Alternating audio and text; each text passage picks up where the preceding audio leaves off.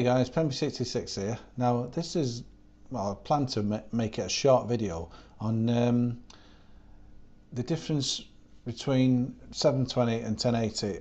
Well, not really the difference between, I mean, if you've got a console and you play your gameplays in HDMI like me, I mean, if you've got a console and you've got the Xbox 360, you're going to go with HDMI if possible, you know, if you've got any sense, because it's the best quality. But what you'll notice about your game software is you look on the back of the case. Okay, I'm looking on the back of one now. Just picked an old game up, a Pro Evolution Soccer 10, and you'll see it'll say 1 to 7 players in this case. You know how much hard drive space you need. It'll give you a TV screen symbol. Now this one says PAL, with me being in England. It'll say NTSC in America, and it says HD 720.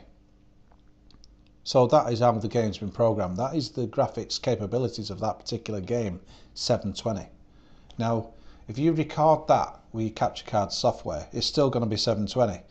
But if you import the file, I have a project in Sony Vegas I've got going here. If you import the file and click on this button here, see how I've got custom 1280 by 720 at 60 frames a second. That is how that exactly has been recorded. I mean, you get this bullshit, you know, when this by default is on in Sony Vegas, so always turn that off for gameplay recordings, because I really don't know what its function is, to be honest. But if you just take a quick look at these settings, but these settings are based on this actual file that's been imported into the project. Interpolate fields, you always do the interpolate fields thing for gameplay recordings recorded from either a PVR or in HD like I do from Bandicam. If you don't know what I'm talking about, check out my Bandicam recording tutorials, and it's not about recording PC gameplay, it's using Bandicam in conjunction with your capture card software to record HDMI gameplay from PS3 or Xbox 360 if that's the machine that you play on. None of these are checked. Press OK. See, width 1280, height 720.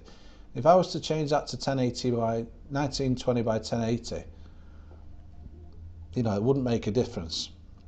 And now if I go to render this,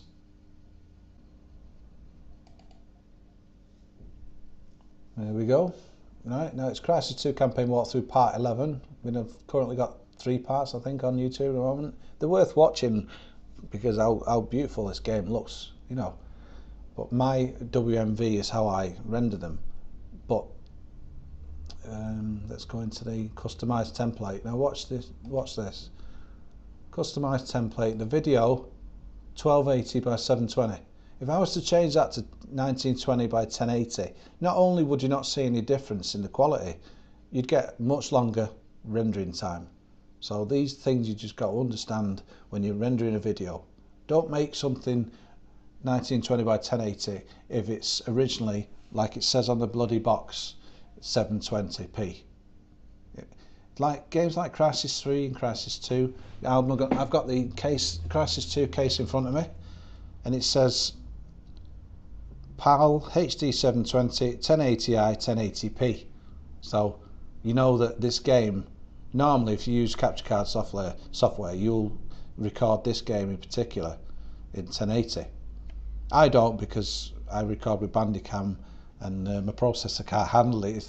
When I do a recording with Bandicam from a console in 1080, I can't get a smooth gameplay because of my processor. But if you've got a really good processor, then by all means go with 1080. But anyway, that's basically about rendering videos and getting them to, you know, look as good as you can get them. But like I say, do not change to 1920 by 1080 because there's no point, right? You don't get any quality improvement, and you just get longer rendering times.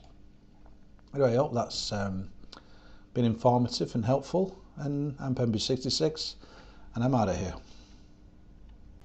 As always, don't forget to comment, rate and subscribe, and I'll see you in the next video. This is PEMBY66 signing off.